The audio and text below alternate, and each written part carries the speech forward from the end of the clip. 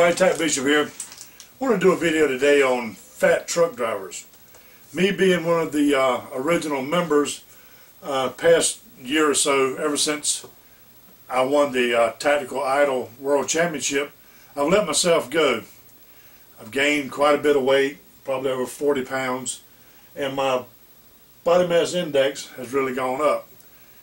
A friend of mine, which is not quite as big as I am, just got back from his medical DOT physical, and he told me that they measured his body mass index, which is a chart they use, and I'll put a link into the description if you want to go check out your it's a calculator at the National Heart, Lung, and Blood Institute.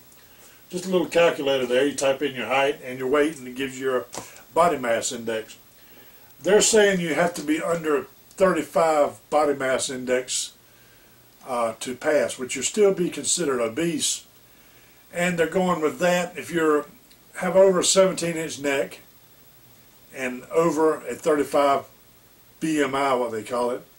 You have to do a sleep study now to get your DOT physical. So that's just going to be another expense, another headache, another chance of you losing your job. And a couple of things that people argue with this, I'm going to go ahead and address those now, is one is I'm muscle bound. I'm a muscular guy. I'm a heavy guy anyway. That still, if you figure Arnold Schwarzenegger was 6'2", and his heaviest weight when he was bodybuilding was 235 pounds. So if I type that in right here on the calculator, 6'2", 235 pounds, it comes up to 30.2 BMI. So he would be well under the radar as far as having to have a sleep study. Plus you can kind of understand how muscular he is. He's going to have a bigger neck, but his BMI would be low. So I'm back on the wagon again. I'm trying to get back I don't have any trouble with blood pressure now or sugar or anything, but you know, enough's enough. I got to get back to well, I got to get down to 235, 240 to be able to skate through this DOT physical test. I'm 54 years old now.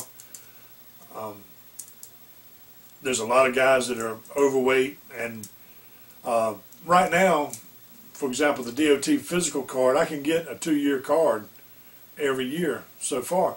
Now, if you start having any trouble, especially with this BMI test and the sleep apnea test, your blood pressure test, or your sugar, you're going to have to go to a 6-month certification on your DOT physical, and that's going to be a pain in the ass. You know, I mean, I hate to even do it once every 2 years, and I can't imagine having to do it every 6 months. And you know, just the nervousness I feel of if I go in with high blood pressure, then all of a sudden I'm out of a job until I get my high blood pressure taken care of. I know a fellow that worked with us, he had a heart murmur. They put the defibrillator on the outside. They said it was okay, but all of a sudden he can't get his DOT medical card, and he goes to social services to file for his disability because they said he's unable to drive ever again. And they said, well, you're not disabled, you're just disabled to drive. You can still work any number of places. So he's having a hard time now. He's out as a displaced worker because his job just went away. He wasn't laid off. They just snatched his DOT physical card, and as you know, that disqualifies you from driving CDL. So it's just a word of warning. Whenever your DOT physical card runs out, you may be okay, but in this area, mine runs out in a year and a half. So I know by that time everybody's going to be doing that sleep apnea test if you're over the 35 and the 17. So I'm going to have to get it under control. You know, sometimes you just need a little motivation to get your butt in gear. Some people have a heart attack. Some people have high blood pressure to get their butt in gear. Some people that doesn't even work. But you're talking about losing your job just because you want to be fat and lazy. It's just not going to get it anymore. So there you go. Do whatever you want to with that information. I'm going to have to get on the deal which I've already done past 3 or 4 weeks. You know, whatever. Tag Bishop, I'm out.